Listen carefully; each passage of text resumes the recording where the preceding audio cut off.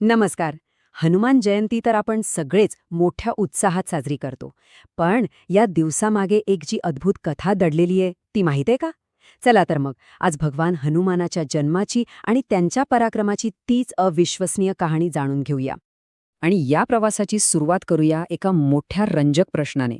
कधी विचार केलाय की असं काय घडलं असेल की बाल हनुमानाने थेट त्या तळपत्या सूर्यालाच एक गोड फळ समजलं आणि त्याला खाण्यासाठी थेट आकाशात झेप घेतली?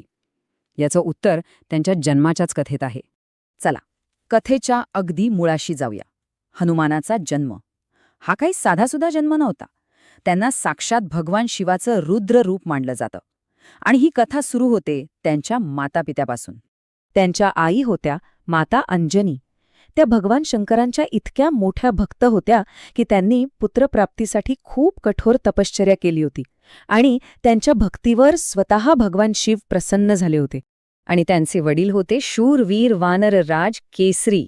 ते त्यांच्या शौर्यासाठी आणि पराक्रमासाठी संपूर्ण त्रिखंडात ओळखले जायचे. अशा पराक्रमी आईवडिलांच्या घरी हनुमानाचा जन्म झाला. तर ह्यातला महत्वाचा मुद्दा हा आहे की हनुमान हे शिवाचे अंशावतार आहेत. म्हणजे काय, तर भगवान शिवाच्या दिव्य शक्तीचा एक असा अंश ज्याने खास प्रभू रामांच्या मदतीसाठीच या पृथ्वीवर जन्म घेतला होता. आता वळूया त्यांच्या बालपणीच्या त्या प्रसिद्ध घटनेकडे, जिथे त्यांच्या अफाट शक्तीची पहिली ओळख संपूर्ण विश्वाला झाली. लहानपणी हनुमान जेवढे शक्तिशाली होते तेवढेच खोडकर सुद्धा होते. झालं असं की एके दिवशी सकाळी त्यांना खूप भूक लागली होती. भुकेने व्याकुळ झाल्यावर त्यांनी आकाशात चमकणारा सूर्य पाहिला आणि त्यांना काय वाटलं असेल की ते एक मोठं रसाळ केशरी फळ आहे. आणि मग काय, क्षणाचाही विचार न करता ते फळ खाण्यासाठी त्यांनी थेट आकाशातच उडी मारली. त्यांची ती झेप इतकी अफाट होती की स्वर्गातले सगळे देवसुद्धा आश्चर्यचकित होऊन बघतच राहिले. हनुमानाला असं सूर्याकडे झेपावताना पाहून देवराज इंद्राला वाटलं की हे तर सूर्यालाच गिळून टाकणार. जगाला वाचवण्यासाठी त्यांनी आपल्या वज्राने हनुमानावर प्रहार केला, ज्यामुळे ते बेशुद्ध होऊन जमिनीवर पडले. आपला मुलगा असा जखमी झालेला पाहून वायुदेव इतके संतापले की त्यांनी अख्ख्या विश्वाचा श्वासच रोखून धरला. सगळीकडे हाहाकार माजला. वायुदेवांना शांत करण्यासाठी मग सगळे देव एकत्र आले. त्यांनी बाल हनुमानाला पुन्हा जिवंत केलं आणि प्रत्येकाने त्यांना एक एक अद्भुत वरदान दिलं.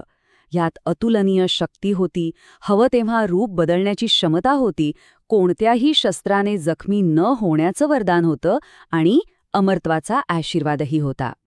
आता बघा, इतकी शक्ती आणि इतकी वरदानं मिळूनही हनुमानाच्या जीवनाचा ध्यास फक्त एकच होता, आणि तो म्हणजे भगवान श्रीरामांची निस्वार्थ सेवा. त्यांच्यासाठी त्यांची ती अफाट शक्ती, त्यांचं अस्तित्व, सगळं काही फक्त आणि फक्त प्रभू श्रीरामाच्या सेवेसाठीच समर्पित होतं. हीच त्यांच्या जीवनाची खरी ओळख आहे. चला, आता त्यांच्या पराक्रमाच्या त्या शौर्यगाथा पाहूया, ज्या आजही आपल्याला प्रेरणा देतात, विशेषतः रामायणातील लंकेच्या त्या अविस्मरणीय प्रसंगांमधल्या. रामायणातलं त्यांचं योगदान तर अतुलनीय आहे. विचार करा, एकाच उडीत तो विशाल समुद्र पार करून लंकेत सीतेचा शोध त्यांनीच घेतला. रावणाचा अहंकार मोडण्यासाठी संपूर्ण लंकेला आग लावली आणि लक्ष्मणाचे प्राण वाचवण्यासाठी संजीवनी बुटीसोबत अख्खा द्रोणागिरी पर्वतच उचलून आणला. हे सगळं त्यांच्या असीम भक्ती आणि शक्तीचं प्रतीक आहे. आणि म्हणूनच त्यांच्या जन्माचा हा पवित्र दिवस म्हणजे हनुमान जयंती संपूर्ण भारतात खूप श्रद्धेने आणि उत्साहाने साजरा केला जातो. या दिवशी भक्त मंदिरात जाऊन दर्शन घेतात, हनुमान चालीसा आणि सुंदरकांडचं पठण करतात, उपवास ठेवतात आणि भजन कीर्तनात अगदी तल्लीन होऊन जातात. अनेक ठिकाणी महाप्रसादाचं वाटपही केलं जातं. खरं सांगायचं तर हा दिवस शक्ती आणि भक्तीचा एक महाउत्सव असतो. हनुमानाच्या जीवनातून मिळणारा संदेश आजही तितकाच महत्त्वाचा आहे. त्यांच्या चरित्रातून आपण 3 मुख्य गोष्टी शिकू शकतो, ज्या आपलं जीवन बदलू शकतात. पहिली आणि सगळ्यात महत्त्वाची शिकवण म्हणजे भक्ती. खऱ्या आणि निस्वार्थ भक्तीमध्ये इतकी प्रचंड शक्ती असते की ती कोणत्याही संकटावर अगदी सहज मात करू शकते. दुसरी शिकवण आहे नम्रता. अफाट शक्ती असून सुद्धा हनुमान नेहमीच नम्र आणि सेवक राहिले. हेच सिद्ध करतं की खरी ताकद बाहूंमध्ये नाही तर नम्रतेमध्ये असते. आणि तिसरा संदेश आहे अढळ श्रद्धा.